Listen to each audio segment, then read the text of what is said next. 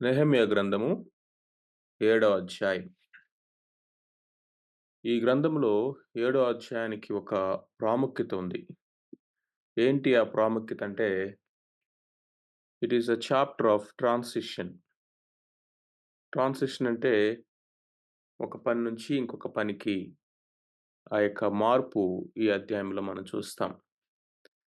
దేని నుంచి ఈ నెహెమ్యా గ్రంథము అంతా కూడా 2 ప్రాముఖ్యమైనటువంటి పనులు మనకు తెలియచేస్తా ఉంది అని మనం చూసాం. దేవుని యొక్క పట్టణం అయినటువంటి ఆ యొక్క యెరూషలేము యొక్క ప్రాకారములు, దాని గుమ్మములు కట్టబడుట. పట్టణము యొక్క ప్రాకారాలు కట్టుట. రెండవ భాగము ఆ పట్టణంలో ఉండే దేవుని ప్రజల యొక్క జీవితాల్ని కట్టడం. మొదటి 6 అధ్యాయాల్లో నెహెమ్యా యొక్క పని ప్రాముఖ్యంగా మనం చూస్తాం. అదేంటంటే, ఆ యొక్క గవర్నింగ్ లీడర్‌షిప్. ఒక అధికారిగా దేవుడిచ్చినటువంటి అధికారముంది. రాజు ఇచ్చిన అధికారము ఉంది. Spiritual authority and Kings, local Kings authority. అంతకంటే ఎక్కువగా దేవుడిచ్చిన భారము ఆయన హృదయంలో ఉంది. దాంతో వచ్చాడు.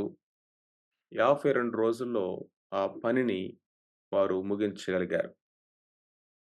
అయితే ఈ 8వ అధ్యాయం నుంచి ఎజ్రా యొక్క పరిచర్య ప్రారంభం అవుతుంది.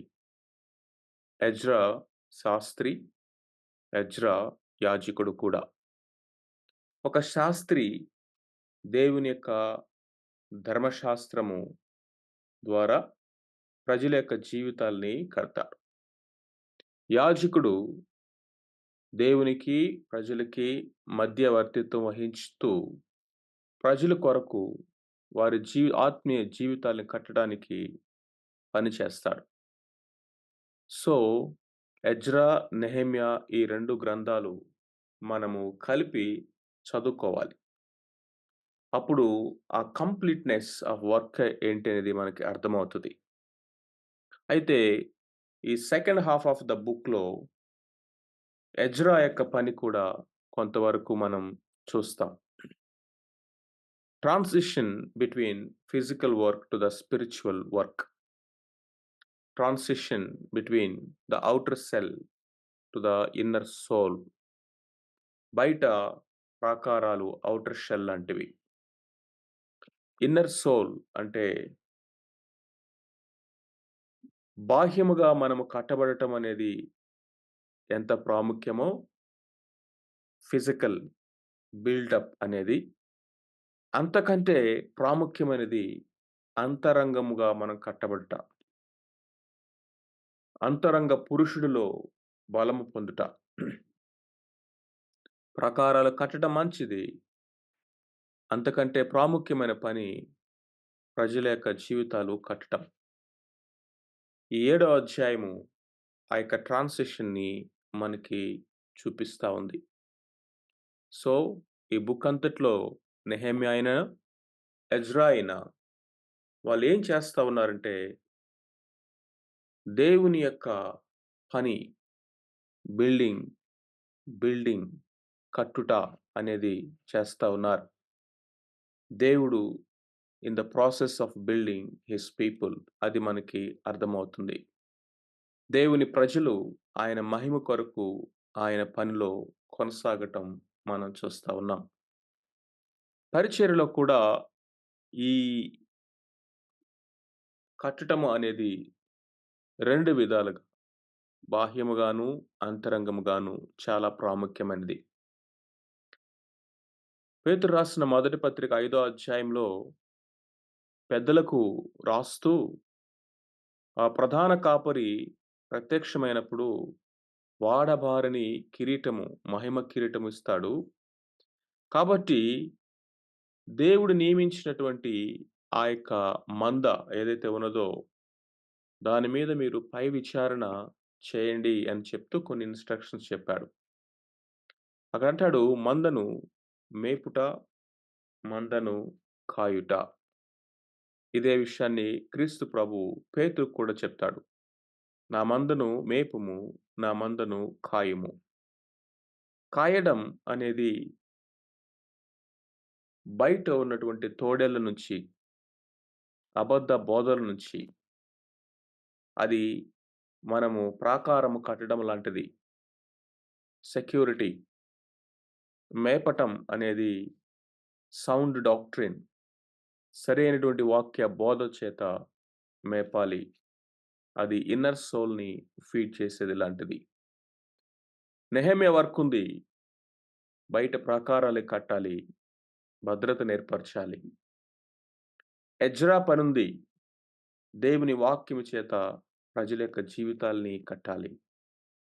ఎజ్రా, నెహెమ్యా ఇద్దరూ కలిసి ఈ పనిని కంప్లీట్ చేశారు. ఇంకొక బ్యూటిఫుల్ థింగ్ ఏంటంటే, నెహెమ్యా యొక్క నాయకత్వంలో ఒక అద్భుతమైనటువంటి క్వాలిటీ ఇక్కడ మనం చూస్తాం. మొదటి 6 అధ్యాయాల్లో నెహెమ్యా ఫ్రంట్ లైన్‌లో కనపడతాడు. దేవుడు ఆయనకిచ్చిన సామర్థ్యం, దేవుడు ఆయనకిచ్చిన తలాంతు, అతడు ఏ పనిలో ఎక్సలెంట్‌గా చేయగలడో ఆయన స్ట్రెంగ్త్ అవన్నీ కూడా 100కి 100% ఆ పనిలో పెట్టి ప్రాకారాలు కట్టటము, గుమ్మములు నిలవబెట్టటము, పనిని ముగించేశాడు.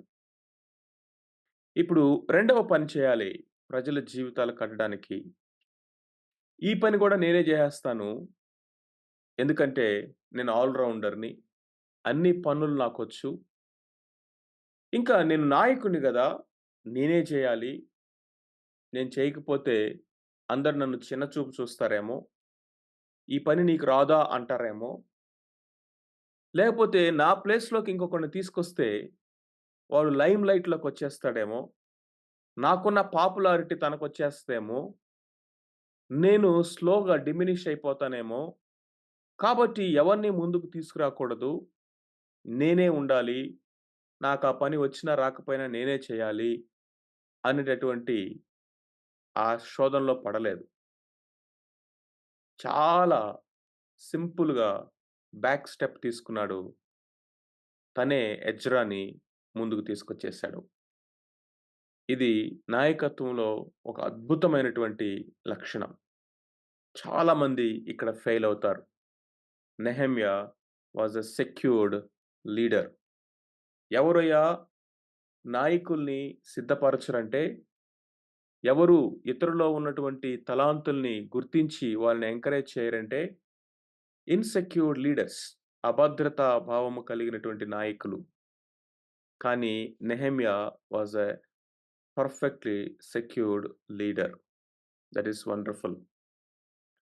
మొదటి 4 వచనాల్ని మనం చదివినట్లయితే, నేను ప్రాకారమును కట్టి, తలుపులు నిలిపి, ద్వారపాలకులను, గాయకులను, లేవీయులను నియమించిన పిమ్మట, నా సహోదరుడైన హనానీకిని, కోటకు అధిపతి అయిన హనన్యాకును యెరూషలేము పైన అధికారము ఇచ్చితిని. హనన్యా నమ్మకమైన మనుష్యుడు. అందరికంటే ఎక్కువగా దేవుని ఎదుట భయభక్తులు కలవాడు. అప్పుడు నేను బాగుగా ప్రొద్దెక్కు వరకు యెరూషలేము యొక్క గుమ్మముల తలుపులు తీయకూడదు. మరియు జనులు దగ్గర నిలవబడి ఉండగా తలుపులు వేసి అడ్డగడియలు వాటికి వేయవలెననియు, ఇదియుగాక యెరూషలేము కాపురస్తులందరూ తమ తమ కావలి వంతును బట్టి తమ ఇండ్లకు ఎదురుగా కాచుకొనుటకు కావలి నియమింపవలెననియు చెప్పితిని. అప్పటిలో ఆ పట్టణము మిగుల విశాలముగాను, పెద్దదిగాను ఉండెను గాని, దానిలో జనులు కొద్దిగా ఉండిరి. ఇండ్లు ఇంకా కట్టబడలేదు. ఈ మొదటి 4 వచనాల్లో అక్కడున్నటువంటి పరిస్థితి ఏంటి అనేది మనకి అర్థమవుతా ఉంది. పని అయితే పూర్తయింది. ప్రాకారము కట్టబడింది. తలుపులు నిలువబడ్డాయి. నిలబెట్టబడ్డాయి. వాటికి అడ్డగడియలు నియమించారు. అయితే శత్రువు యొక్క ప్రమాదమైతే పొంచి ఇంకా ఉన్నది. ఏ క్షణంలోనైనా శత్రువు దాడి చేయడానికి అవకాశం ఉంది. ఇంతగా కట్టుకట్టి, కలతపరిచి, యుద్ధం చేయడానికొచ్చి, అనేక రకాలైనటువంటి కుయుక్తులతో పనిని ఆటంకపరచాలని ప్రయత్నించినటువంటి చుట్టూ ఉన్నటువంటి ఈ యొక్క శత్రువులు, వారు మరలా మరలా దాడి చేయక మానరు. కాబట్టి ఇప్పుడు ఏం చేయాలి? God's principles to govern and to guard. Governing and guarding. ఈ 2 మాటల్ని మనం ఇక్కడ జాగ్రత్తగా గమనించుదాం. గాడింగ్ అంటే కాచుటకు. గవర్నింగ్ ఆ యొక్క పర్యవేక్షణ చేయుటకు, లేకపోతే ఒక అధికారిగా ఉండి బాధ్యతలను నిర్వర్తించుటకు.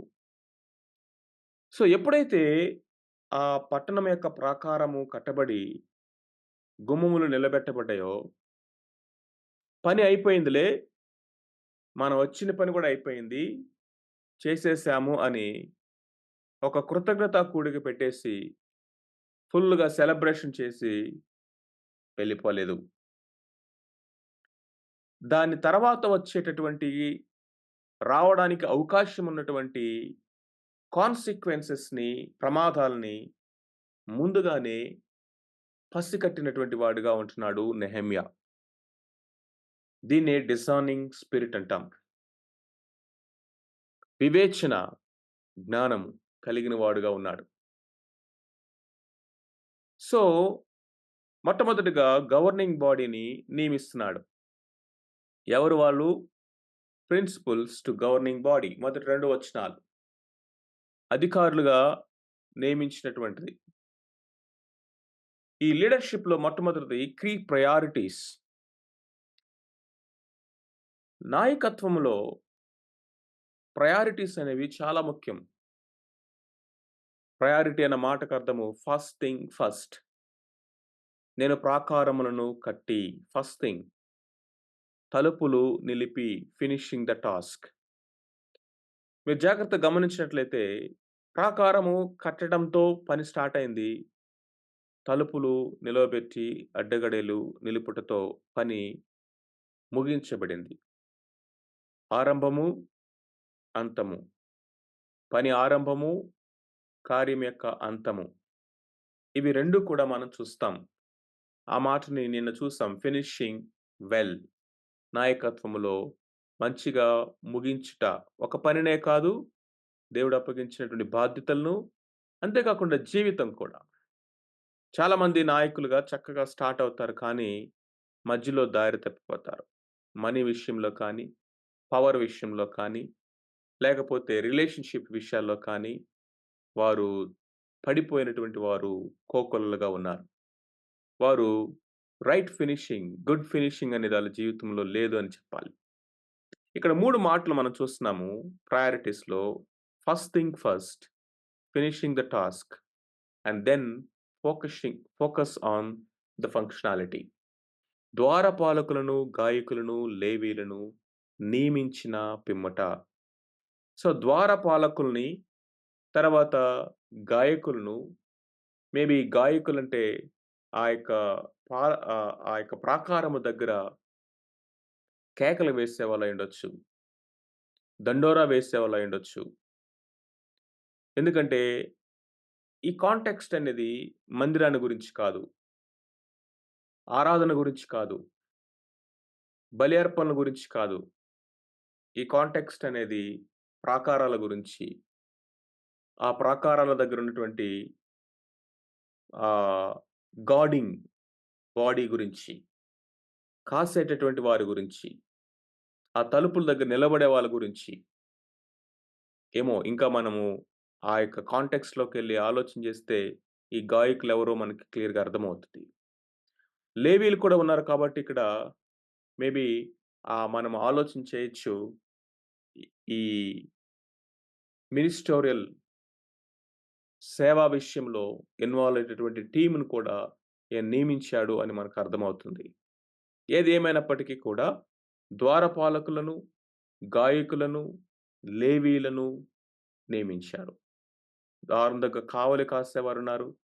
దేవుని మందిరంలో పరిచర్య చేసే సేవకులున్నారు. గాయకులు ఉన్నారు. వీళ్ళందరూ కూడా ముందు ఫంక్షనల్ బాడీని నియమించాడు. ప్రాకారములు కట్టి ఫస్ట్ థింగ్, తలుపులు నిలిపి ఫినిషింగ్ ద టాస్క్. ద్వారపాలకులను, గాయకులను, లేవీయులను నియమించిన తర్వాత ఇది ప్రయారిటీస్. ఆ తర్వాత నాయకత్వంలో కీ పీపుల్, కీ పొజిషన్‌లో ఉండటం అనేది చాలా చాలా ఇంపార్టెంట్. మనం ఆల్రెడీ ఇన్నర్ సర్కిల్ గురించి ధ్యానించుకున్నాం. ఇన్నర్ సర్కిల్ అనేది either they build or they break అన్నాడు జాన్ మాక్స్‌వెల్ గారు. యేసుక్రీస్తు ప్రభువారు కూడా 12 మందిలో ముగ్గురిని ఇన్నర్ సర్కిల్‌గా పెట్టుకున్నాడు. సో, ఒక పని విషయంలో నాయకత్వంలో పారెటో ప్రిన్సిపల్ అని ఒకటున్నది. 90% పని 10% ప్రజలు చేస్తారట. 10% పనిని మిగిలిన 90% ప్రజలు చేస్తారట. ఒక కంపెనీలో గనక 100 మందుంటే, ఒక చర్చ్‌లో గనక 100 మంది ఉంటే, ఆ సేవా బాధ్యతలన్నీ ఏ టు జెడ్ పనులన్నీ తీసుకుందాం. ఆ పనుల్లో ఒక 10% లేకపోతే 20% అనుకుందాం. 20% of the people 80% of the వర్క్‌ని వీళ్ళే చేస్తుంటారు. మిగిలినటువంటి 80% ఆఫ్ ద పీపుల్ 20% ఆఫ్ వర్క్‌లో ఇన్వాల్వ్ అవుతుంటారు. ఇప్పుడు ఈ 20% ఆర్ 10% అని ఎవరైతే అంటున్నామో they are the key people. పక్షపాతం ఏం కాదు. ప్రయా ఇదేదో పార్షియాలిటీ కాదు. వీళ్ళు గొప్ప, వాళ్ళు ఎక్కువ అని కాదు. ఈళ్ళు దేవుని చేత నియమించబడి, ఆ కృప అనుగ్రహించబడి, మెచ్యూరిటీ ఆత్మీయ పరిపక్వత కలిగి, బాధ్యతాయుతముగా ప్రవర్తిస్తూ, సామర్థ్యాలను దేవుడి చేత అనుగ్రహించబడి, ఆ పనులను సమర్థవంతముగా చేయడానికి ఆసక్తి కలిగినటువంటి గ్రూప్ వీళ్ళు. అదేదో మనము కావాలని పెట్టుకున్నది కాదు. అది క్లియర్‌గా కనిపిస్తది. సో, మాక్సిమం ఎఫర్ట్స్ అనేవి లేకపోతే ఫోకస్ అనేది ఈ 20% ఆఫ్ ద పీపుల్‌ని బిల్డ్ చేయటంలో నాయకుడు పెడతాడట. ఆ కంపెనీ హైలీ సక్సెస్‌ఫుల్‌గా ఎదుగుతది. In the same way it is a general principle in every leadership. యేసుక్రీస్తు ప్రభువారిని చూడండి. ఆయన బహిరంగ పరిచర్య పక్కన పెడితే, ఆంతరంగిక పరిచర్య అంటే తన శిష్యులతో ఆయన గడిపి, వారి జీవితాల్లో ఆయన స్పెండ్ చేసినటువంటి టైం మనం చూసినట్లయితే, ఆయన ఈ 12 మంది మీద ఆయన తన మాక్సిమం లైఫ్‌ని ఆయన ఇన్వెస్ట్ చేశారు. ఎఫర్ట్స్‌ని. ఈవెన్ ఆ 12 మందిలో ఈ ముగ్గురిలో ముగ్గురి మీద ఆయన ఇంపార్టెంట్ కీ ఫోకస్ పెట్టాడు. ఈవెన్ ఆ ముగ్గురిలో కూడా Peter was the key person. What does it mean? The key people in the key position is an important principle of leadership. నా సహోదరైన హనానీకిని, కోటకు అధిపతి అయిన హనన్యాకును యెరూషలేము పైన అధికారము ఇచ్చితిని. ఎందుకంటే ఆళ్ళు నా సహోదరులని కాదు, ఆళ్ళు నా బంధువులని కాదు, వాళ్ళు నాకు ఇష్టమని కాదు, వాళ్ళెప్పుడు గూడా నా చుట్టూ అన్న, అన్న, అన్న అంటూ తిరుగుతారని కాదు, వీళ్ళు నన్ను పొగుడుతారని కాదు, వీళ్ళంటే నాకు ఇష్టమని కాదు. ఇక్కడ 2 ప్రాముఖ్యమైనటువంటి కారణాలు చెప్తున్నాడు. హనన్య నమ్మకమైన మనుష్యుడు. అందరికంటే ఎక్కువగా దేవుని ఎదుట భయభక్తులు కలవాడు. కీ పీపుల్‌కి ఉండవలసినటువంటి వన్ మోస్ట్ ఇంపార్టెంట్ క్యారెక్టర్ ఏంటంటే stewardship. They must be good stewards. నమ్మకమైన గృహ నిర్వాహకులుగా ఉండాలి. గృహ నిర్వాహకత్వపు బాధ్యత ఎవరైతే చేస్తారో వారి ద్వారానే దేవుని పని ముందుకు వెళ్తది. వారు కూడా మంచి గృహ నిర్వాహకులై ఉండాలి. మంచి గృహ నిర్వాహకత్వములో మొదటిది ఫెయిత్‌ఫుల్‌నెస్. కొరింథీయులకు రాసిన మొదటి పత్రిక 4 అధ్యాయము మొదటి వచనము, రెండవ వచనం మనం చదివినట్లయితే అక్కడ పౌలు భక్తుడు అంటున్నాడు. ఒకసారి చూడండి ఆ మాట చదువుదాం. కొరింథీయులకు రాసిన మొదటి పత్రిక 4 అధ్యాయము ఈలాగున క్రీస్తు సేవకులమనియు దేవుని మర్మముల విషయంలో అంటే దేవుడు అప్పగించినటువంటి వాక్య పరిచర్య విషయంలో న్ గృహ నిర్వాహకులమనియు ప్రతి మనుష్యుడును మమ్మును భావింపవలెను. మరియు గృహ నిర్వాహకులలో ప్రతివాడును నమ్మకమైన వాడై ఉండుట అవశ్యము. ప్రతి వాడును సర్వెంట్స్ అండ్ స్టీవర్డ్స్ సేవకులమనియు, గృహ నిర్వాహకులమనియు మనుషులు మమ్మల్ని ట్రీట్ చేయాలి. We are stewards and we are servants. అయ్యగార్లు గాదు, సార్లు కాదు, లేపోతే ఇంకా ఇంకొకటి కాదు. ఈవెన్ నాయకత్వమైనా, సేవకత్వమే. ఆ మాటను మనం మర్చిపోకూడదు. లీడర్స్ అంటున్నప్పుడు మరలా మనము పొజిషన్స్, తర్వాత అథారిటీ గురించి, పోర్ట్‌ఫోలియోస్ గురించి ఆలోచన చేయకూడదు.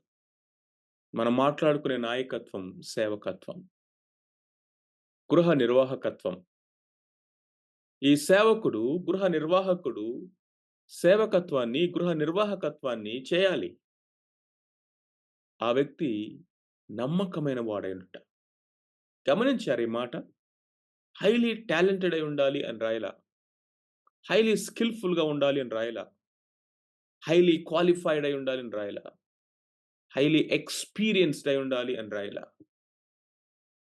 గొప్ప గొప్ప ప్రాజెక్ట్స్ చేసి సక్సెస్‌ఫుల్ ట్రాక్ రికార్డ్ ఉండాలి అని రాయలా. ప్రపంచంలోనే ఇంతకంటే గొప్ప పనివాడెవడు లేడు అనేటువంటి పేరు ప్రఖ్యాతులు పొందినవాడై ఉండాలి అని కూడా రాయలా. ఏమని రాయబడిందంటే నమ్మకమైనటువంటి వాడై ఉండాలి. దేవుడు ఎవరి కొరకు చూస్తున్నాడంటే నమ్మకమైన వారి కొరకు దేవుడు వెతుకుతున్నాడంట దేశంలో. దేశంలో నమ్మకమైన వారి కొరకు ఆయన చూస్తా ఉన్నాడు. Faithfulness ultimate test of leadership. నాయకత్వములో అతి ఉన్నతమైనటువంటి పరీక్షనంటే ఫెయిత్‌ఫుల్‌నెస్. టాలెంట్స్ లేకపోయినా పర్వాలా నేర్చుకోవచ్చు. స్కిల్ లేకపోయినా పర్వాలా నేర్చుకోవచ్చు. ఎక్స్‌పీరియన్స్ లేకపోయినా పర్వాలా సంపాదించొచ్చు. ఒక పనిని ఒకసారి చేస్తే పాడైపోయినా పర్లా రెండోసారి మరలా నేర్చుకోవచ్చు. దాన్ని అంతకంటే బెటర్‌గా చేయొచ్చు. కానీ నమ్మకత్వం లేకపోతే నాట్ క్వాలిఫైడ్. ఒకసారి ఒక సహోదరుడు షేర్ చేసుకుంటూ ఉన్నాడు. ఒక పెద్ద మిషన్ ఆర్గనైజేషన్ అది నార్త్ ఇండియాలో. సేవకుడి గురించి చెప్తూ ఆయన అంటాడు, కీ పొజిషన్స్‌లో డైరెక్టర్స్‌గా, ఇన్‌చార్జెస్‌గా ఆయన ఎవరెవరిని నియమిస్తాడో తెలుసా? బాగా చదువుకున్నవాడని, బాగా పాపులర్ అని, అద్భుతమైనటువంటి నైపుణ్యత, టాలెంట్ ఉంది అని అస్సలు చూడడు. ఈ వ్యక్తి నమ్మకమైన వాడా? కాదా? అని ఒక్కటే చూస్తాడు. అందుకనే ఈ ఈ యొక్క మిషన్ ఆర్గనైజేషన్‌లో చాలా పెద్ద పెద్ద కీ పొజిషన్స్‌లో మినిమమ్ చదువుకున్న వాళ్ళు 10థ్ క్లాస్ చదువుకున్న వాళ్ళు కూడా ఉన్నారు. సరిగ్గా ఇంగ్లీష్ మాట్లాడటం రాని వాళ్ళు కూడా ఉన్నారు. వాళ్ళని చూస్తే వీళ్ళా అనిపిస్తది. కానీ వాళ్ళనే ఆ అంకుల్ నియమిస్తాడు. ఎందుకంటే ఆయన ఒకటే ఒకటి చూస్తాడు. వాళ్ళు దేవుని ప్రేమించేవారై ఉన్నారా? దేవుడు అప్పగించిన పనికి నమ్మకమైన వాళ్ళై ఉన్నారా లేదా? నెహెమ్యా కూడా ఇక్కడ అదే చూస్తున్నాడు. హనన్యా నమ్మకమైన మనుషుడు. నమ్మకత్వము. అందుకనే దేవుడు రేపొద్దున బలా నమ్మకమైన మంచి దాసుడా. ఆ బల అన్న మాట ఆయన నోట్లోంచి రావాలంటే నమ్మకత్వం అనేది చాలా, చాలా, చాలా ప్రాముఖ్యమైనది. ఈ హనాని, ఈ హనన్య. హనన్య మనకు మొదటి అధ్యాయంలో కూడా కనిపిస్తాడు. హనాని, హనన్య వీళ్ళిద్దరిని వాటిని నియమించటం ఆ పనికి మనం ఇక్కడ చూస్తున్నాం. రెండవది ఆ యొక్క క్వాలిటీ అందరికంటే ఎక్కువగా దేవుని ఎదుట భయభక్తులు కలవాడు. సెకండ్ థింగ్ ఒకటి ఫెయిత్‌ఫుల్‌నెస్ అయితే రెండోది ఫియర్ ఆఫ్ గాడ్. ఒకటి ఫెయిత్‌ఫుల్‌నెస్ ఫైనాన్స్ విషయాల్లో, రిలేషన్‌షిప్ విషయాల్లో, తరువాత అప్పగించబడిన పని విషయంలో, అకౌంటబిలిటీ విషయంలో ఫెయిత్‌ఫుల్ నమ్మకత్వం. అది ఎప్పుడు సాధ్యమవుద్దంటే దేవుని ఎదుట భయభక్తులు కలిగినప్పుడు. యెషయా గ్రంథం 66:2లో మనకు తెలుసు. ఎవడు దీనుడై నా మాట విని వణుకుచుండునో, ఎవడు దీనుడై నలిగిన హృదయం కలిగి నా మాట విని వణుకుచుండునో వానినే నేను దృష్టి ఉంచుచున్నాను. నా మాట విని వణుకుచుండునో the fear of the lord.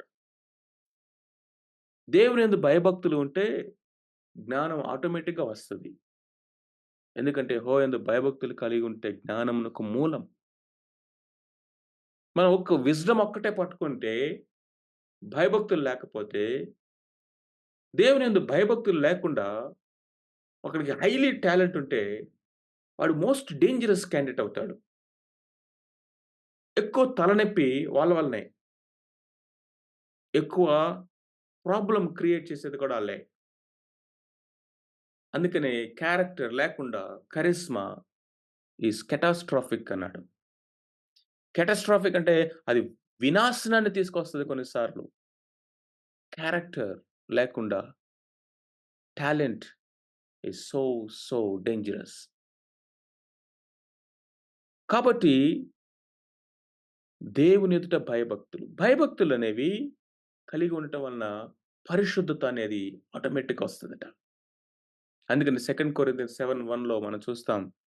సహోదరులారా మనకిట్టి వాగ్దానాలు ఉన్నవి గనుక దేవుని భయమునెరిగి, దేవుని భయమునెరిగి పరిశుద్ధతను సంపూర్తి చేసుకుందాము.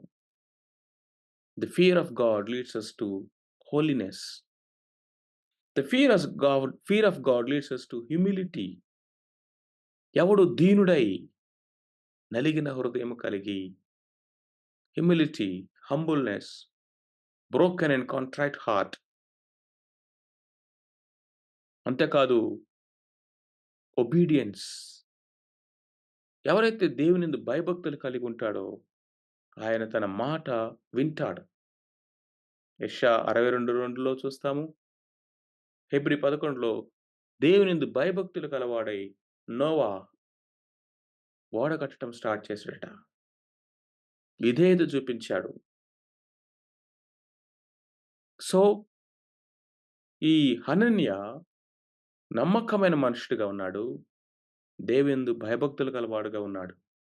ఈ 2 మాటల్లోనే అతని హోలీనెస్, అతని యొక్క హ్యూమిలిటీ, అతని యొక్క ఒబీడియన్స్, అతని యొక్క అకౌంటబిలిటీ, అతని యొక్క క్యారెక్టర్ అన్నీ కూడా మనకు అర్థమవుతాయి.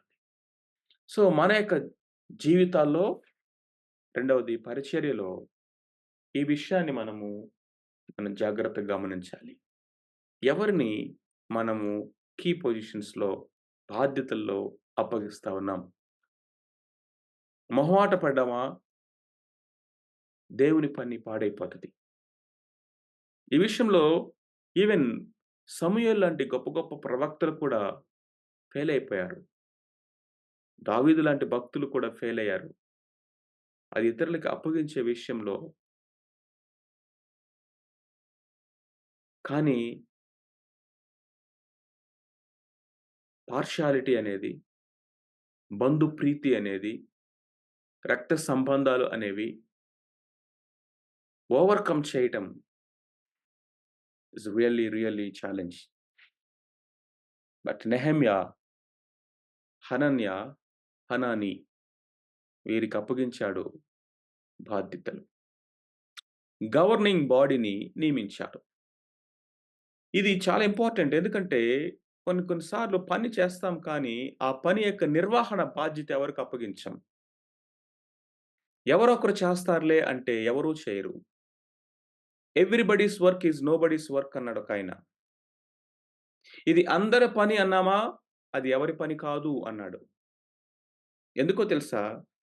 ఒక పనిని ఒక వ్యక్తికి అప్పగించకపోతే అందులో అకౌంటబిలిటీ అనేది లేదు.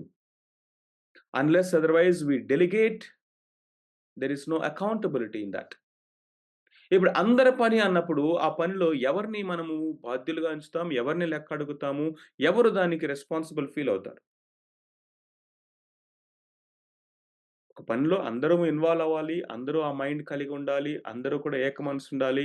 అందరూ మనము చేతికొచ్చిన పనిని మనం చేస్తా ఉండాలి అనేది very good. But when it comes to the key positions or responsibilities, certain థింగ్స్‌లో మనము ఇది అందరూ చేస్తారులే అంటానికి కుదరదు. సో, ఒక పనిని చేసిన తర్వాత దాని కొనసాగింపు చేయడానికి ఫంక్షనల్ బాడీని నియమించటం. పని ప్రాకారాలు కట్టడం అయిపోయింది. గుమ్మం నిలబెట్టడం అయిపోయింది. ఇక మన పని అయిపోయింది అంటలా. నౌ ఈ కంటిన్యూటీలో దీన్ని గాడ్ చేసేవాళ్ళు కావాలి. కాబట్టి ఆ గుమ్మముల దగ్గర గార్డ్స్‌ని పెట్టాడు. దీన్ని మొత్తం పర్యవేక్షణ చేస్తూ నిర్వహణ చేయడానికి గవర్నింగ్ బాడీ కావాలి. కాబట్టి హనాని, హనన్య అనేటువంటి వారిద్దరిని నియమించారు. నియమానికి ఉన్నటువంటి నియమావళిని కూడా చెప్తున్నాడు. Faithfulness and fear of God. తర్వాత 3-4 వరకు మనం చూసినట్లయితే ప్రిన్సిపల్స్ టు గవర్నింగ్ బాడీ. ఇది గవర్నింగ్ బాడీ. ప్రిన్సిపల్స్ ఏంటంటే faithfulness and fear of God. Next guarding body అంటే కావలి కాసేటటువంటి బృందం ఉన్నది.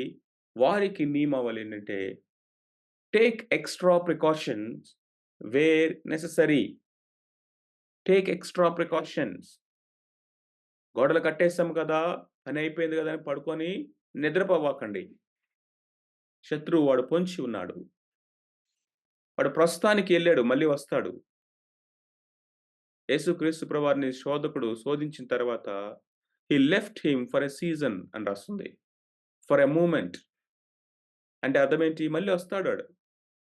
మరలా అటాక్ చేస్తాడు. మరలా శోధిస్తాడు. కాబట్టి ఇప్పుడు ఈయన వాళ్ళకి కొన్ని ఇన్‌స్ట్రక్షన్స్ చెప్తా ఉన్నాడు. కొన్ని ప్రిన్సిపల్స్ ఇస్తున్నాడు. బాగా పొద్దెక్కు వరకు యెరూషలేము యొక్క గుమ్మముల తలుపు తీయకూడదు. మరియు జనులు దగ్గర నిలవబడి ఉండగా తలుపులు వేసి అడ్డగడియలు వాటికి వేయవలెను. తలుపులు ఎప్పుడెయ్యాలి?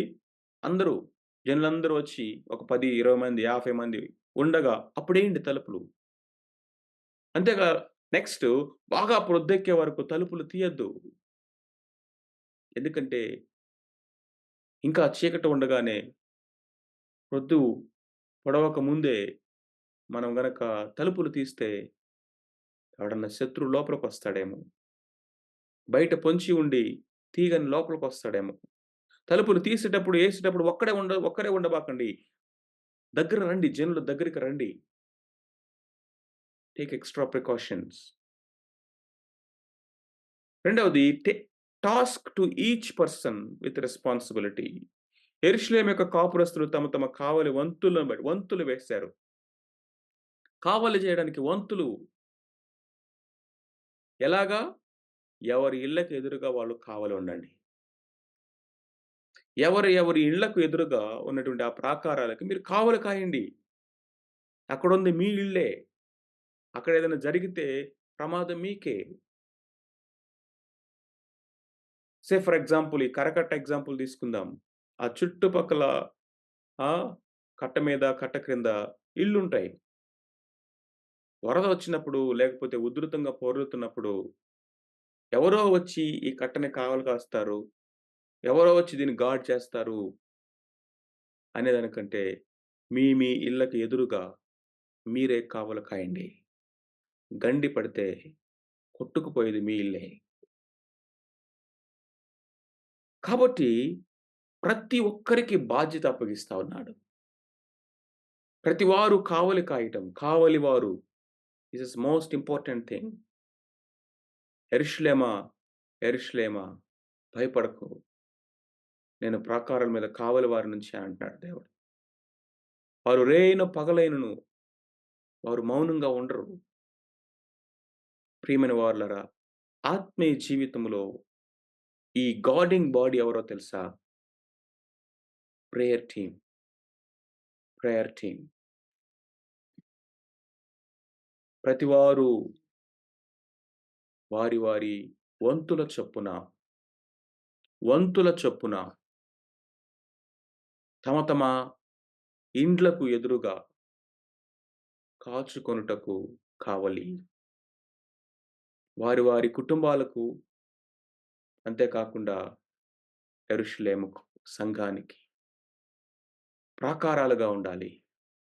ప్రాకారాల మీద నిలబడాలి. ఆ ప్రాకారాల మీద నిలబడి గార్డింగ్ చేయాలి.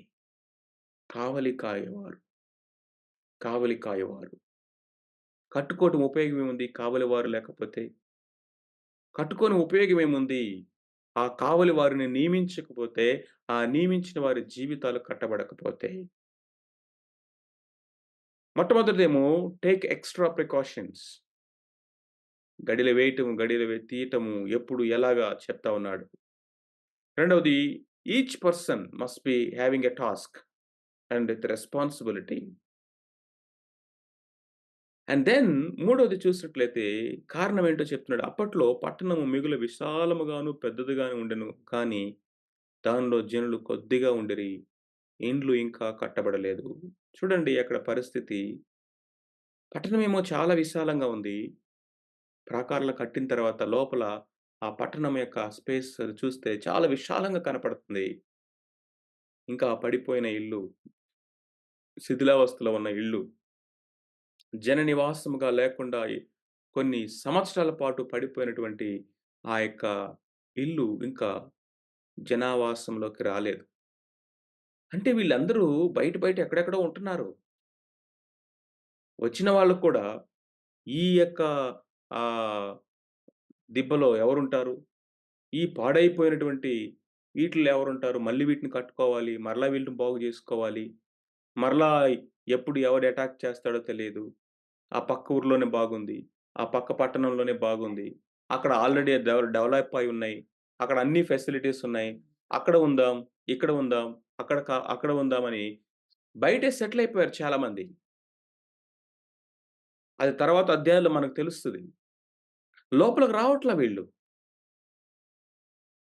హ్మ్. బయటే ఉంటున్నారు. లోపల ఇల్లు ఇంకా కట్టబడలేదు. స్పేస్ ఏమో చాలా ఎక్కువగా ఉన్నది. Because they don't want to take risk. They don't want to ఆహ్, బి రెస్పాన్సిబుల్. ఇది దేవుని పట్టణము. దేవుని మహిమ కొరకు ఇది మరలా నివాసయోగ్యముగా అవ్వాలి. ఇర్మియా ద్వారా దేవుడు ప్రవచించిన ఆ ప్రవచనాలు నెరవేర్పు మనం చూడాలి అని ఆలోచించట్లా. ఓకే. బయట మనకు కంఫర్టబుల్‌గా ఉంది. ఇంక అక్కడే ఉందాం. చాలా సార్లు ఇలాంటి మైండ్ సెట్టు ఉంటది కొంతమందికి. అన్నీ బాగున్నప్పుడేమో కలిసుంటాం.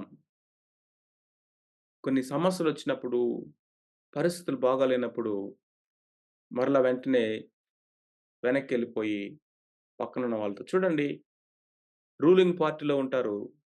5 సంవత్సరాలు రూలింగ్ పార్టీలో ఉంటారు.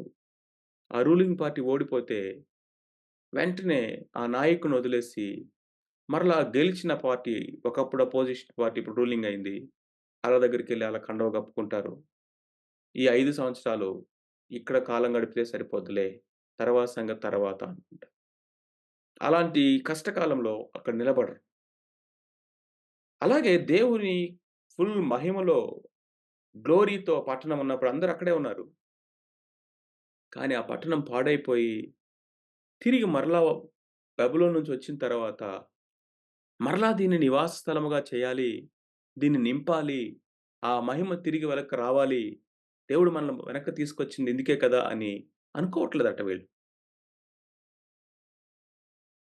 దానిలో జనులు కొద్దిగా ఉండిరి. కొద్దిమందే ఎళ్లారు లోపలికి. ఇల్లు ఇంకా కట్టబడలేదు.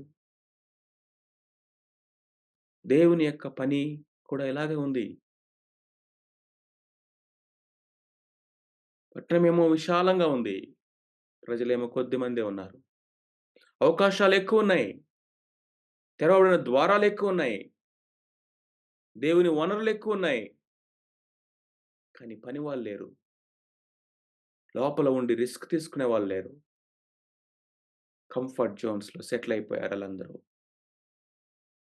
సో, 2 విషయాలు మనం చూసాం. మొదటి 4 వచనాల్లో principles to the governing body, principles to the guarding body. Governing body faithfulness and fear of God. Guarding body precautions, responsibilities, potential ఆ యొక్క లిమిటేషన్స్, థ్రెట్స్ రాబోయేటటువంటి ఆ ప్రమాదాల్ని ముందుగా పసికట్టి, ఆ పట్టణము చుట్టూ ఉన్నటువంటి కావలి దగ్గర ఎవరి ఇండ్లకు ఎదురుగా వారిని కావలిని నియమిస్తా ఉన్నాడు.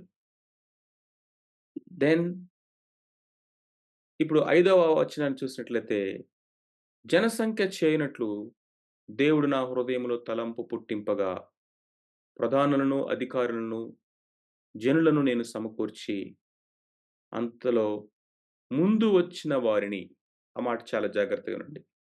ముందు వచ్చిన వారిని గూర్చిన వంశావళి గ్రంథము నాకు కనబడెను. అందులో వ్రాయబడిన వంశావళులు ఇవి. God's people for God's purpose. 5వ వచనం నుంచి 65వ వచనం వరకు, చివరి వరకు ఈ సుదీర్ఘమైనటువంటి వంశావళి, వాళ్ళ లెక్కలు, వాళ్ళ పేర్లు, ఎంతమంది ఎవరెవరున్నారు ఏంటనేది ఈ మొత్తం ఇక్కడ మనము చూస్తాం. సో, ఆహ్,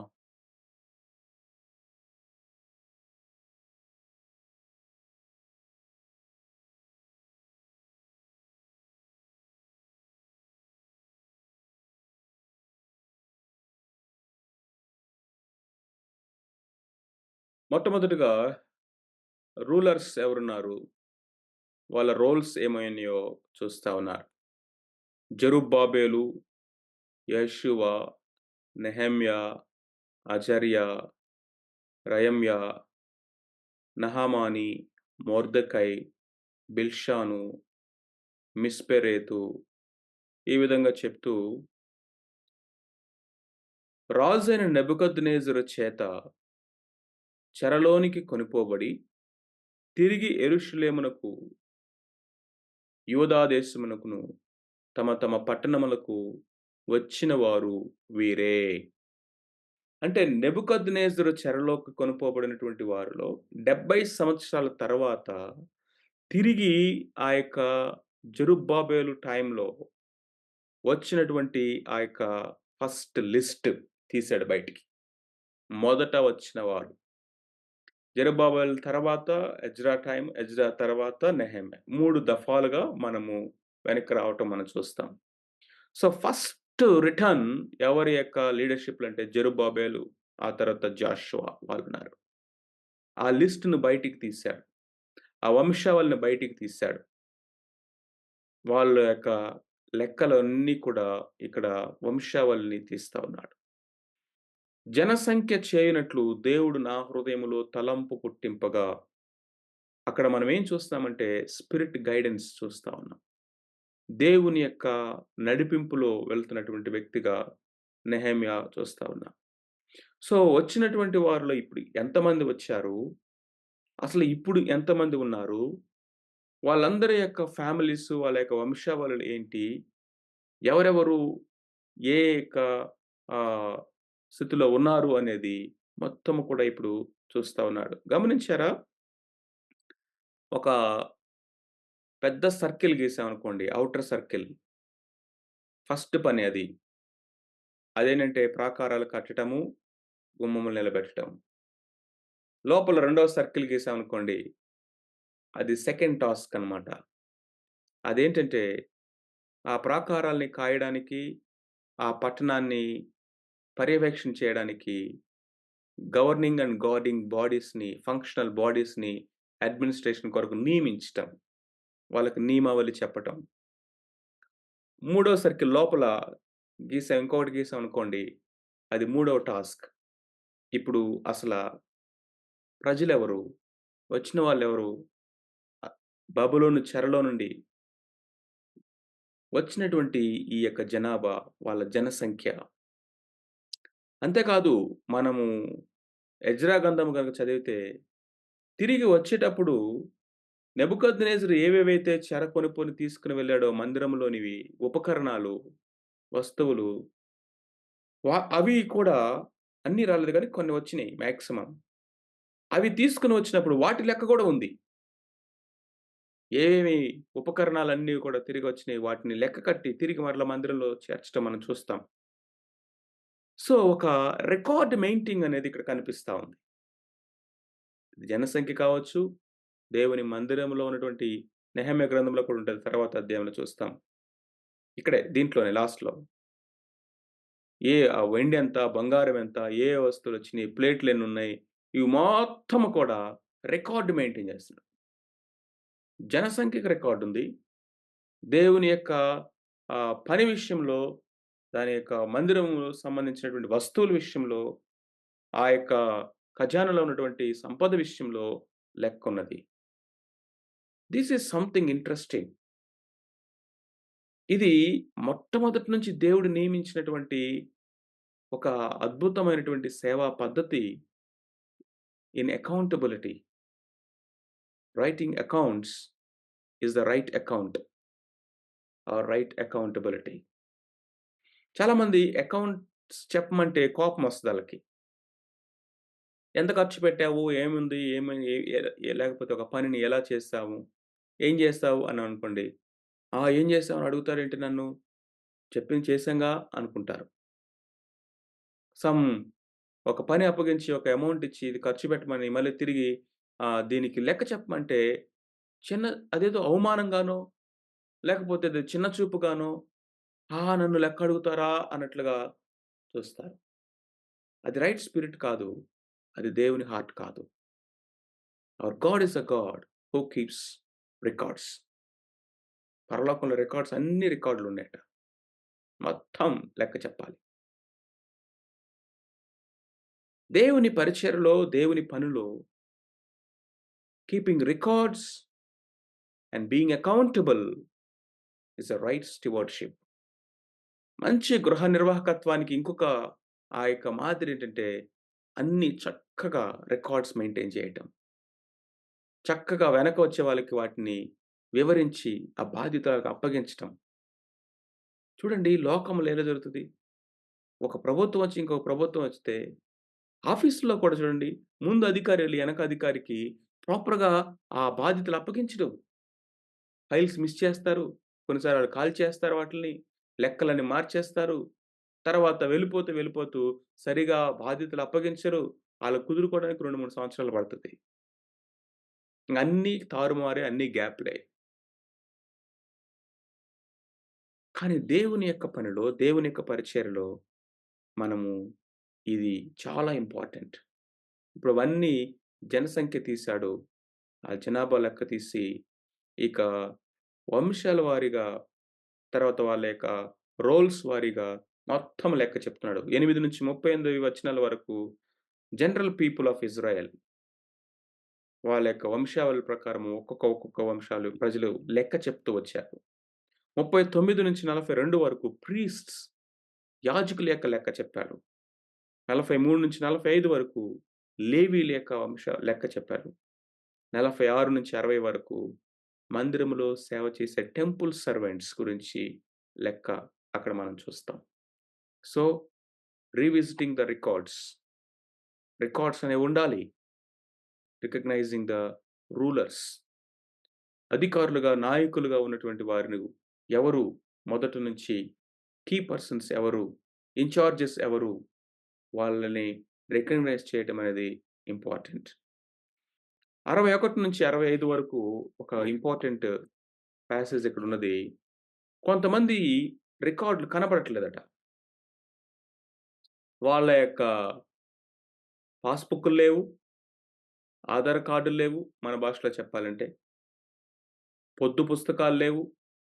64 చూడండి. వీరి వంశావళులను బట్టియు ఎంచబడిన వారిలో వారి పద్దు పుస్తకములను వెదకగా అవి కనపడకపోయెను. కాగా వారు అపవిత్రులుగా ఎంచబడి యాజకులలో ఉండకుండా వేరుపరచబడిరి. Look at this. కొంతమంది రికార్డ్స్ మిస్ అయినయి. వాళ్ళ పద్దు పుస్తకాలు కనపడట్లేదట. ఆళ్ళు పేర్లు రికార్డ్‌లో లేవు. కారణం ఏంటో మనకు తెలియకపోవచ్చు. తమ తమ ఇంటి పేరులైనను, తమ వంశావళి పత్రికలైనను కనపరచలేకపోయిరి. వంశావళి పత్రికలు లేవు. రెండోది పర్సనల్‌గా, ఫ్యామిలీగా చూస్తే వాళ్ళ పద్దు పుస్తకాలు కనపడట్లా. కానీ వీళ్ళు ప్రజల్లో ఉన్నారు. ఇప్పుడు ఏం చేయాలి? ఇప్పుడు వీళ్ళు యాజకుల లిస్ట్‌లో ఉన్నవాళ్ళు కొంతమంది అసలు మిస్ అయిపోయినాయి. మరి వీళ్ళందరేమో అక్కడ యాజక ధర్మాన్ని చేయడానికి ఇప్పుడు మరి ఎలాగా? వీళ్ళ వంశావళేంటి? వీళ్ళ రూట్స్ ఏంటి? ఆమోదయోగ్యమేనా? ఇప్పుడు ఇమ్మీడియేట్‌గా ఏం చేశారంటే 65 వచనము చాలా ఇంపార్టెంట్. కాగా అధికారి ఊరీము, తమ్మీము అని వాటిని ధరించుకొని ఒక యాజకుడు ఏర్పడు వరకు అతి పరిశుద్ధ వస్తువులను మీరు తినకూడదని వారితో చెప్పెను. ఈ మాట జాగ్రత్తగా అర్థం చేసుకోవాలి. రికార్డ్స్ లేవు. వంశావళి పత్రికలు లేవు. వాళ్ళకి సంబంధించినటువంటి పొద్దు పుస్తకాలు వాళ్ళు ప్రొడ్యూస్ చేయట్లేదు. జనాభా లెక్కలొచ్చినప్పుడు. కాబట్టి యూ గెట్ ఔట్ అంటలేదు వాళ్ళందరిని. ఈళ్ళందరిని బయటికి నెట్టేయండి అంటలా. ఇంక వీరితో మనకు సంబంధం లేదు. వీళ్ళని పంపించేయండి అని అలాంటి నిర్ణయాలు చేయట్లా. ఇప్పుడేమంటున్నారంటే ఒక పని చేద్దాం. దీనికొక పరిష్కారం చూసే వరకు, ఆమోదయోగ్యమైనటువంటి ఒక పరిష్కారం వచ్చే వరకు మీరు కొంచెం ఆగండి. ఈ పరిశుద్ధ వస్తువులు కానీ, పరిశుద్ధ సంబంధమైనటువంటి పనుల్లో కానీ, కొంచెం మీరు పాలుభాగస్తులు అవ్వకుండా ఆగండి. వీటికి సంబంధించినటువంటి ఈ ప్రాబ్లమ్‌ని ఎలా పరిష్కరించాలో, వీటిని ఏ విధంగా మనం తిరిగి మరలా ఆలోచన చేయాలో, దాన్ని టైం తీసుకొని ఆలోచించేద్దాం. అప్పటి వరకు మీరు ప్లీజ్ హోల్డ్ ఆన్ అంటున్నాడు. అది ఒక పరిపక్వత చెందినటువంటి నాయకత్వం యొక్క లక్షణాలు. దాన్ని మనము దాచిపెట్టాల్సిన అవసరం లేదు. ఒక తమ్ముడొచ్చాడు, "అన్నా నేను కూడా ఈ పరిచర్యలో పాలువాడినవుతాను. నేను కూడా పలానా వాళ్ళు ఉన్నప్పటి నుంచి ఉన్నాను కదా! నేను కూడా" ఆహ్, అని కొంచెం తను గిల్ట్ ఎక్స్‌ప్రెస్ చేసాడు ఒకసారి ఒక తమ్ముడు. ఆ తమ్ముడు తర్వాత తనను కూర్చోబెట్టి కొన్ని ఏరియాస్‌లో ఈ విషయాల్లో ఆహ్, కొన్ని అభ్యంతరాలని, ఆటంకాలని నేను చెప్పలేను గానీ తమ్ముడు, ఇంకా కొన్ని నువ్వు ఎదగాలి, కొంత పరిపక్వత రావాలి అని అనిపిస్తా ఉంది. కాబట్టే కొంచెం సమయం తీసుకో. No doubt we love you. ఒకరోజు నువ్వు ఒక మంచి పనివాడిగా నువ్వు సిద్ధపడాలని ప్రేమించే కొంచెం టైం తీసుకోమని చెప్తా ఉన్నాం. పునాది లేకుండా కడితే తొందరగా కడతావేమో కానీ, అది తొందరగా పడిపోద్ది. కాబట్టి కొన్ని గ్యాప్స్ కనపడుతున్నాయి. వాటిని వర్కౌట్ చేయి. స్లోగా దేవుడు నియమించిన టైంలో దేవుడు నీకు బాధ్యతలు అప్పగిస్తాడు. నాతోటి వారు బాధ్యతలు తీసుకొని ముందుకెళ్తున్నారు. నేనేంటి ఇలా ఉన్నానని నువ్వు దాన్ని ఇన్ఫీరియర్‌గా తీసుకోబాకు. ఖచ్చితంగా దేవుడు నిన్ను బిల్డ్ చేసి నిలబెట్టి వాడుకుంటాడు. అని అతనితో మాట్లాడినప్పుడు చాలా కంఫర్టబుల్‌గా ఫీల్ అయ్యాడు. మీరు నన్ను ఇగ్నోర్ చేసేస్తున్నారేమో అనుకున్నానన్నా, చాలా ఇన్ఫీరియర్‌గా ఫీల్ అవుతున్నాను ఇప్పటి వరకు. మీరు మాట్లాడిన తర్వాత చాలా రిలీఫొచ్చింది. ఇప్పుడు చాలా కాన్ఫిడెంట్‌గా నేను ఏ పనిలోనైనా ఇన్వాల్వ్ అవ్వడానికి నేను సిద్ధపడతా ఉన్నాను అని చెప్పడం జరిగింది. ఈ మాట ఎందుకు ఈ సందర్భంలో మనం జ్ఞాపకం చేసుకుంటున్నామంటే, చాలా సార్లు మనం ఏం చేస్తామంటే ఓపెన్‌గా మాట్లాడం. విషయాలను ముందు పెట్టము. మైండ్‌లో పెట్టుకుంటాం. వీళ్ళా? వీళ్ళు ఈ పనికి తగరు. వీళ్ళ ఈ బలహీనతలున్నాయి. వీళ్ళు ఈ కమిట్మెంట్స్ లేవు. ఈ మ్యారేజ్‌లో తప్పిపోయారు. వాళ్ళ ఇంట్లో పిల్లలు ఇంకా రక్షించబడలేదు. లేపోతే ఇది జరిగింది, అది జరిగింది. కాబట్టి ఆళ్ళని మనము ఇన్వాల్వ్ చేయొద్దు. అంటే ఆ పరిశుద్ధమైనటువంటి దాంట్లో వాళ్ళని ఇన్వాల్వ్ చేయకుండా ఉండటం అనేది ప్యూరిటీ ఆఫ్ వర్షిప్ కాదంటలేదు. బట్ అది కమ్యూనికేట్ ప్రాపర్‌లీ.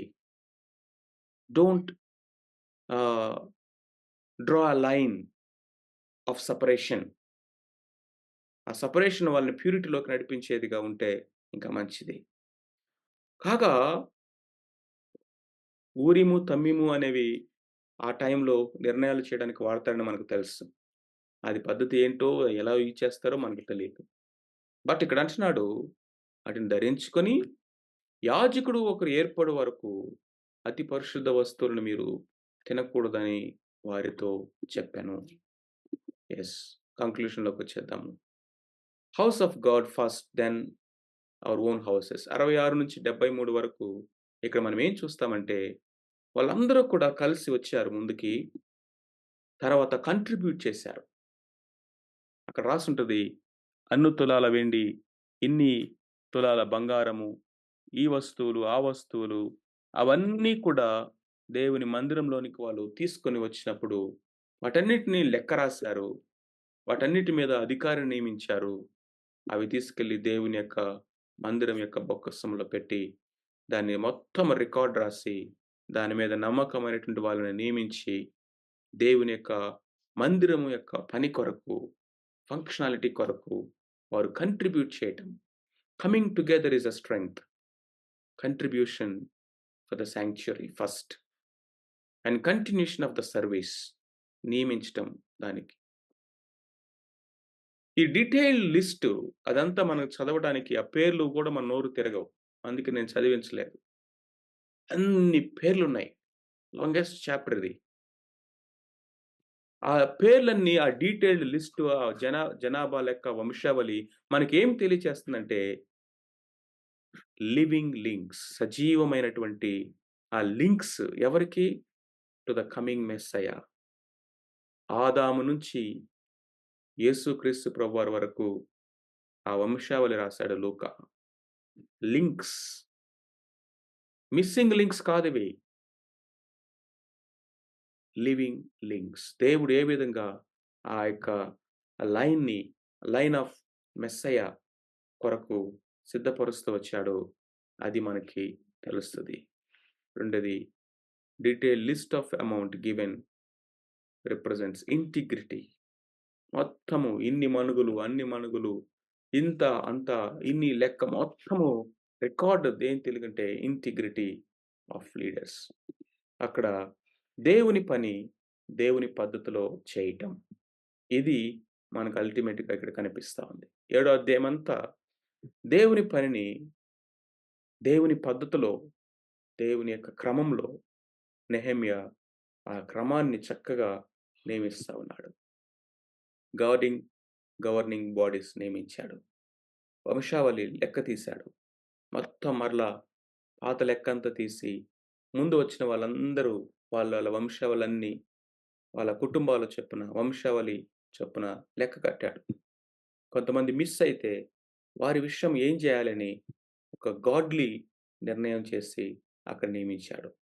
దేవుని మందిరం కొరకు మనం అంతా కంట్రిబ్యూట్ చేసి, ఆ పనిని కొనసాగించటానికి ప్రజలందరూ ముందుకొచ్చినప్పుడు, అవన్నీ చక్కగా మళ్ళీ లిస్ట్ రాసి, ఒక రికార్డ్ మెయింటైన్ జేసి, దాని మీద అధికారులు నియమించి, ఆ పని కొరకు నియమించారు. ఇందులో ఇంటిగ్రిటీ అనేది మనం కనిపిస్తా ఉంది. దేవుని పని చేయాలి. కానీ దేవుని పద్ధతిలో చేయాలి. ఇది మనం మర్చిపోకూడదు. నేను చేశాను గదా! మళ్ళీ అడుగుతారేంటి? వంకలు పెడతారేంటి? ఇది బాగలేదు, అది బాగలేదని జెప్తారేంటి? ఏదో ఒక విధంగా చేశాం గదా! అన్నట్టుగా అనిపిస్తది మనకి.